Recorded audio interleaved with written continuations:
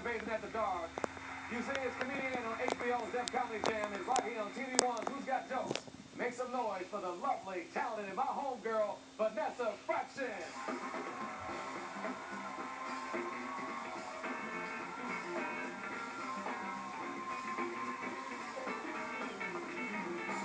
it is. Party people, make some noise real quick. Little noise. Look, when I was growing up, we used to have this rule, right, that you could not go in your parents' room without their permission. Did y'all have that rule when you was growing up? Do not go in their room without their permission. And I did not understand. I'm like, why, Mama? All the fun stuff is in your room, Mama. I want to go in there. But you could not do that. I realize now that I'm older why you cannot do that. My son came out my room the other day like, hey, Mama, what's KY stand for? Like, Kentucky. Yeah. It's like you got a liquid bottle of Kentucky jelly in your room? I'm like, yeah, baby, you just spread that on Texas toast. Now, you come your behind on out of there. That's what you do. Because you got to be quick with your kids. You got to come up with answers real fast. Because the one thing you don't want them to find out is that you might be a little bit of a freak, you know? And what had happened was he had found my special little stuff that had the extra sparkles with the glitter glide and, you know, with the extra glistening power. And I wasn't paying him no mind when he came at me at first, but I done turned around and seen this boy that lotioned himself down in this stuff. I mean, he greasy all across his arms, all on his legs, and I don't think he realized that it had the heat activation in it, because as he's standing there, the heat activation gets to activating. You know what I'm saying? So he gets to run around like, Mama, it's burning! It's burning, Mama, it's burning! And I ain't know what to tell him to do. The only thing I know that works, so I'm like, lick yourself! You understand? Lick yourself, baby! Lick your arms! I can't lick you! You got to lick yourself! You know? He done licked himself numb. Yeah. I'm trying to get my life. Some of y'all kind of like, that was a little rough, but you know, Jesus still working on me. You know what I'm saying? You ever go to church and try to get yourself right and realize that church wants you to get right like right now? Yeah. I went in there thinking it was going to be a process or some steps or something. You know what I mean? Like, into it. Because as soon as I got, you know, you get there that first day, you want to join. You be filled. And I'm like, I'm finna join church. And you know when you join church, the pastor take you in that back room and be dark, just you and the pastor. Y'all be back there in that back room with the pastor. Y'all ever been back there with the pastor? Y'all, well, maybe y'all weren't supposed to be back there, but anyway, you know how they hit you with the rules the first day, and they're like, you know, Vanessa, now you with Jesus, you understand there's a couple rules you're going to have to follow. I'm like, all right, what's up? What you want me to do? Like, first of all, ain't going to be no more stealing. And see, I didn't know they watch you when you come in, you know what I'm saying? So I put the little stuff back there as being petty about it, you know. And they told me, yo, Vanessa, you can't kill nobody. I said, I ain't trying to kill nobody. They said, Vanessa, there's no fornication. No fornication what? It's like no fornication, no premarital sex. And I don't know about y'all, but when I heard that, I passed out. You know what I'm saying? Like, I almost died. I was like, hold up, Pastor. I don't know about everybody else, but I'm a beginner. You know what I'm saying? Y'all got some type of introductory program or something I can still do it once a month, because you got to wean me up off that. You don't just cut that off like that. Now I'm going in convulsions. I'm sucking on random stuff. I don't know what it is, Pastor. I need you to work with me. I need 12 or 6 steps into righteousness. You don't cut me off right there. You got to work. It's all a process, you know. And sometimes we get that little voice inside us that tells us to do better, but we just don't listen to it. You ever been with somebody and I was telling you that was not the one for you, but you wasn't ready to go like just yet? Like you knew they wasn't nothing neither, but you was like, come on, Jesus, my birthday next week. Don't do this right now, Lord. Valentine's coming up, Lord. My girlfriend's just watching. Let me tell you something. Sometimes you got to leave that person because you get yourself into some crazy, messed up situations, you know? And I will say this, too, for the brothers. It's not always y'all fault.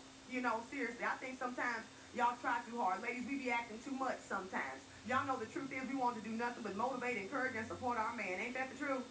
Come on. A lot of times, and brothers, y'all be thinking y'all got to have the world, diamonds and pearls for us, and you do. You know what I'm saying? But at the same time, as women, we're very realistic, and we understand, baby, you're not going to have the world. You know why? Because we ain't got the world. We don't expect you to have that. All we really want men to have is an at least. You ain't got to have everything. We just want you to have an at least. Some of the brothers don't know what it is yet. Ladies, we laughing. Brothers don't know yet. But you ever met somebody, ladies, where you be like, woo, this brother ain't even cute, but at least he got a job. You know what I mean? Something to start with. At least he got a little car, pick me up every now and again. At least he got a house. I can put my feet up, but at least he got something. It's not a lot. It's a at least. Brothers, y'all be concentrating on the wrong thing. We don't give a care if you pull up on a camel. We get on that bed.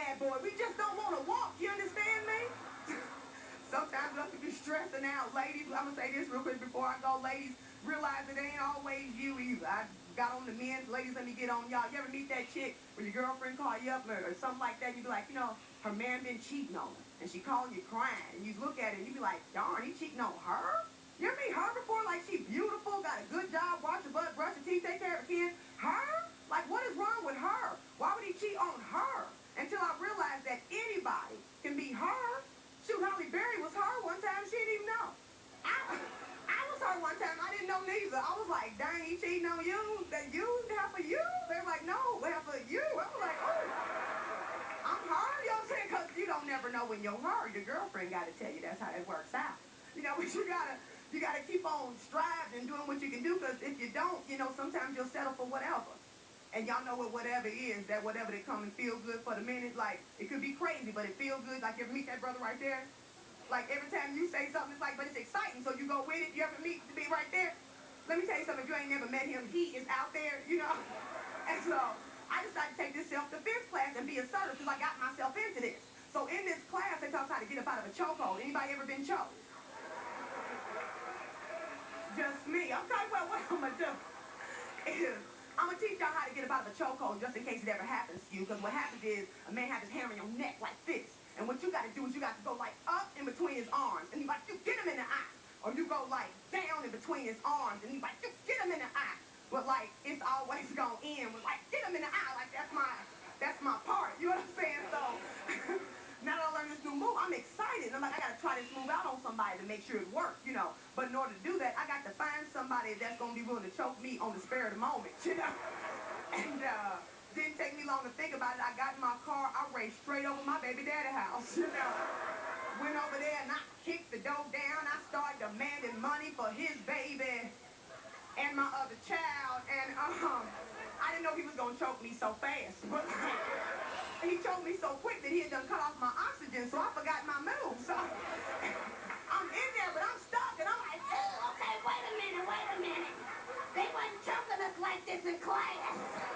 Okay, well, can you choke me slower? Okay, but take your name off the birth certificate. I swear to God, just let me go.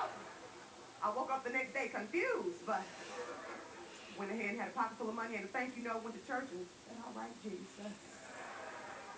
We be confused sometimes. I must say that. So I want to end with this. I always talk a lot of crazy stuff, but in the end, I mean well. I'm going to say this to the women. Men, if you listen to me close, you're going to get something out of this, too. I believe it's a misunderstanding between men and women, but I do believe that women are like apples on trees. I believe that the good apples are way high up in the tree. Now, as apples get bad, they begin to rot, and they do what? They fall to the ground. Now, a man comes along. He's looking for what? He's looking for a woman or an apple, and he sees the ones way high up in the tree, and he thinks to himself, whoo, I might hurt my back trying to get that apple. So he picks a rock up off the ground and he throws it up at the apple. He tries to knock the apple up out the tree. But the apple's too strong and it won't go anywhere. So the man gets tired and he walks on a little further and he sees an apple lying on the ground. Now he decides to pick it up because it's easy, which leaves the apples way high up in the tree wondering, what is wrong with me? Am I not valuable enough? Am I not red enough? Am I not desirable enough? But I'm here to tell you, baby, there is nothing wrong with you. All you have to do is wait until there's a man that is strong enough. Wait until there's a man that is brave enough to climb all the way to the top of the tree and get you. Baby, you are a good apple. I thank you all for your time. My name is Vanessa F.